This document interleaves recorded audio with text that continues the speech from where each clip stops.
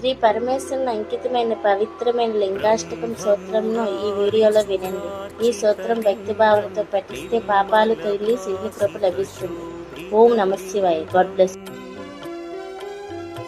జన్మజ దుఃఖ వినాశకలింగం తత్ప్రణమామి సదా శివలింగం. దేవముని ప్రవరార్చితలింగం కామదహన కరుణాకరలింగం. రావణదర్ప వినాశకలింగం తత్ప్రణమామి సదా శివలింగం.